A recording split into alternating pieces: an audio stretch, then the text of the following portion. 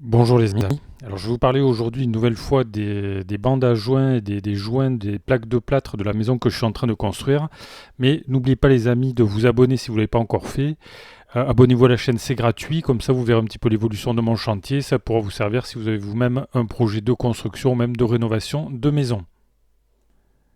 Alors là, je viens récemment de terminer les bandes à joints à l'intérieur de la maison que je suis en train de construire. Et donc l'étape qui va suivre, c'est la mise en place des joints entre les plaques de plâtre. Ça va être la charge, la passe de charge en fait.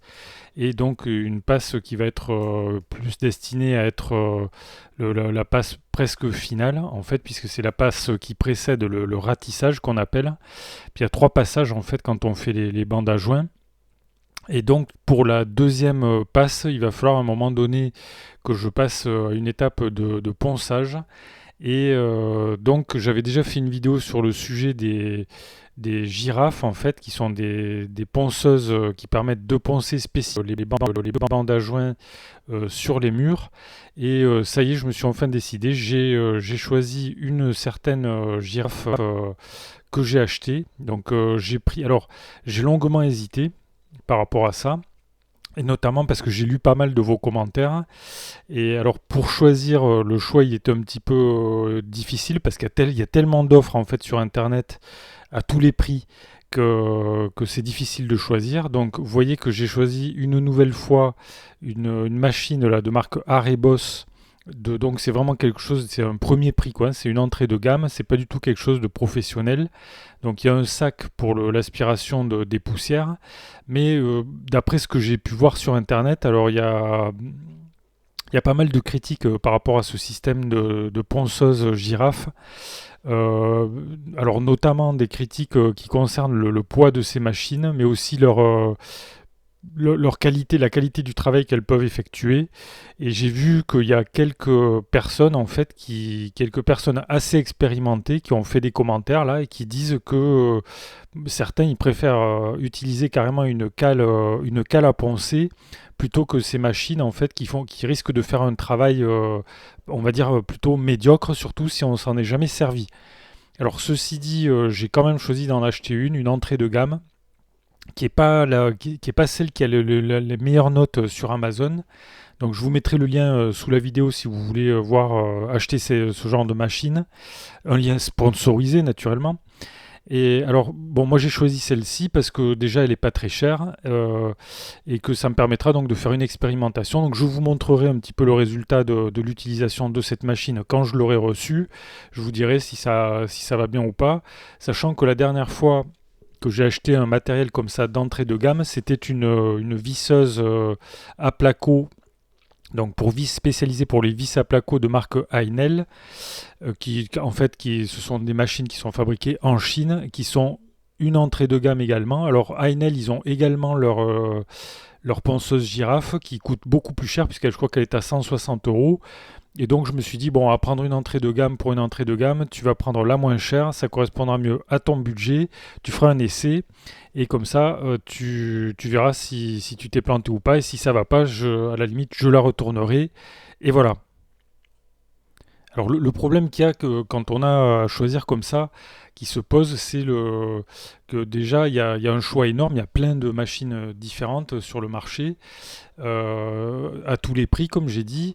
Il y a des machines professionnelles, il y a des machines entrée de gamme, moyenne gamme, etc. Il y a de tout en fait, il y a de tout. Et évidemment, quand on n'a jamais utilisé ce genre de machine, bon, ben, on choisit, c'est un peu difficile.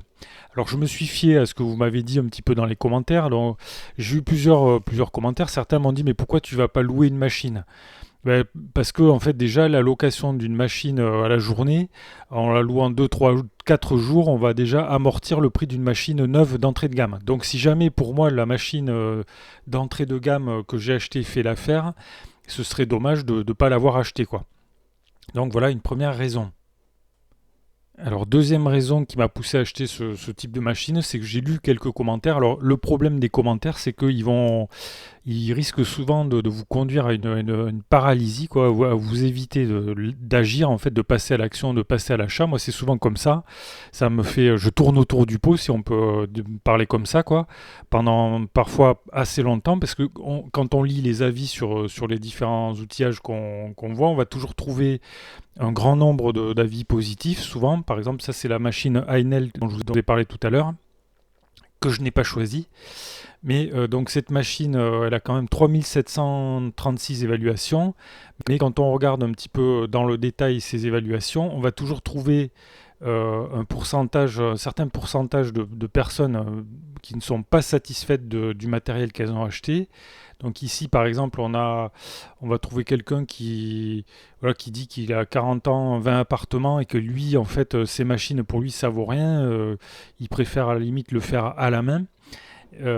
Donc, il y a beaucoup de personnes qui trouvent que ces machines-là sont lourdes à l'utilisation et, et qui donc, en fait, bon, préfèrent pas acheter ces machines ou alors disent que le ponçage n'est pas fiable et par conséquent, elles préfèrent le faire à la main. Alors on peut faire ce genre de travail à la main avec des cales à poncer. Alors moi je connaissais déjà en fait la cale à poncer de base, c'est-à-dire c'est on va dire une poignée en plastique sur laquelle on va venir mettre du papier de verre et avec ça on va poncer donc à la main. Mais il y en a parmi vous qui m'a parlé de la marque Mirka. Et alors la marque Mirka, il fabrique des cales à poncer mais avec une aspiration parce qu'un des problèmes principaux qu'on peut rencontrer quand on va poncer du plâtre, je pense que c'est la poussière, ça fait énormément de poussière. Et pour éviter d'en prendre plein la figure, plein les poumons, il existe donc des cales à poncer qui sont manuelles, mais qui permettent en même temps d'aspirer la poussière.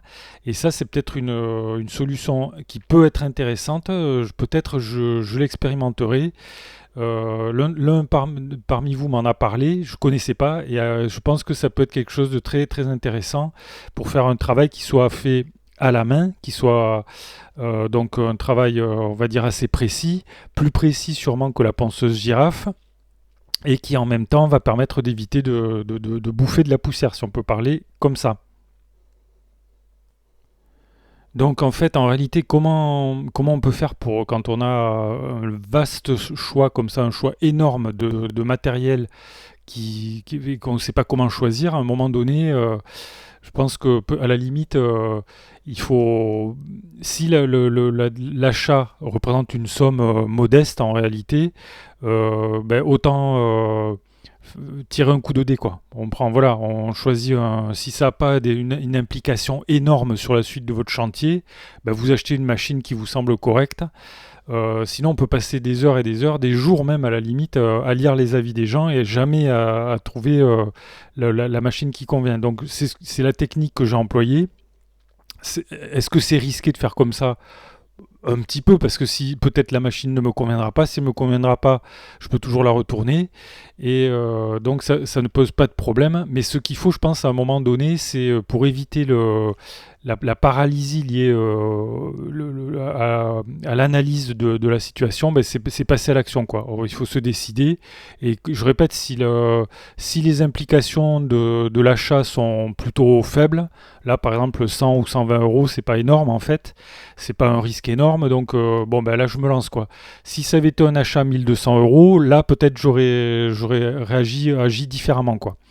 Donc voilà les amis, donc pour éviter la paralysie liée à l'analyse, donc qui peut arriver quand on ne sait pas quoi choisir, tellement on a de choix et tellement on a d'avis différents de personnes, ben, à un moment donné on jette les dés quoi, et puis on choisit ce qui semble la solution la plus raisonnable et on se lance quoi. Quitte à faire une erreur, mais bon, dans la vie souvent on fait des erreurs quoi. Mais si l'erreur n'est pas irrémédiable, c'est pas grave. Voilà les amis ce que je voulais vous dire. Donc si vous voulez voir un petit peu là si je me suis trompé en achetant cette machine, si cette machine ne vaut pas le coup, ou si au contraire elle vaut le coup pour faire le travail, abonnez-vous, comme ça vous verrez un petit peu ce que ça donne. Alors je vais la recevoir dans quelques jours, je ne vous ferai pas une vidéo tout de suite, d'autant que j'ai pas encore fini le travail sur les bandes à joints. Et à propos des bandes à joints, je voulais dire également que quelques-uns parmi vous m'ont fait la remarque que je pouvais faire les bandes à joints en utilisant, on peut le faire à la main comme j'ai fait, mais on peut aussi le faire en utilisant du matériel spécialisé, comme typiquement un banjo. Alors il y en a qui m'ont parlé du banjo, je sais que ça existe, mais en fait j'ai regardé pas mal de vidéos et je me suis dit que j'ai vu des vidéos où des professionnels travaillaient avec des spatules et disaient que c'était très bien. Et alors je me suis dit, bon allez, tu vas essayer avec la spatule, et je l'ai fait. Bon, ça m'a pris longtemps. Alors je suis pas sûr après coup que si j'avais acheté un banjo c'est une machine qui permet de coller les bandes plus rapidement, je pense, mais je suis pas certain que j'aurais gagné autant de temps que ça, parce que de toute façon, dans tous les cas, il aurait fallu que j'apprenne à doser la matière, etc., ce que je savais pas faire, et peut-être le passage par le collage des bandes à la main, au moins quelques-unes, si vous débutez, peut-être ça peut être une bonne solution. Sinon, sachez qu'avec un banjo, vous remplissez la machine avec du plâtre, et puis vous pouvez coller vos bandes apparemment beaucoup plus facilement. En ce qui concerne ces machines, il y en a qui sont un petit peu à tous les prix. Vous en avez donc sur Amazon quelques-unes que vous pouvez voir ici. Les professionnels, j'ai vu qu'ils n'utilisent pas tellement ces machines en fait. Je crois qu'ils vont plus vite en le faisant à la main directement avec des spatules un peu à l'ancienne, quoi. Voilà. Sachez qu'il en existe des banjos pas chers du tout, du style ici sur Brico Dépôt. Là, il y en a un à 49 euros. Donc je ne sais pas ce que ça vaut, puisque je m'en suis jamais servi, mais bon, puisque j'ai fini mes bandes à joint pour l'instant, je pense que la méthode manuelle, le faire à la main, ça permet au moins d'apprendre la technique de base, quoi, de maîtriser un peu mieux la matière, on va dire. Voilà.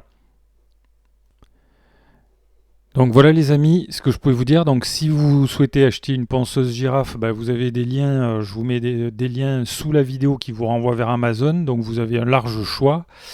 Après pour la méthode de choix, c'est à vous de voir, hein. Vous lisez, faites comme moi, quoi. Lisez les avis, regardez des vidéos, mais au final, regardez votre budget et puis il faut se lancer, quoi. Voilà. Voilà les amis, ce que je peux vous dire. Donc si ça vous a intéressé, vous pouvez cliquer sur le pouce j'aime. Abonnez-vous à la chaîne si vous ne l'avez pas encore fait. Merci pour votre attention et je vous dis à bientôt pour de nouvelles vidéos.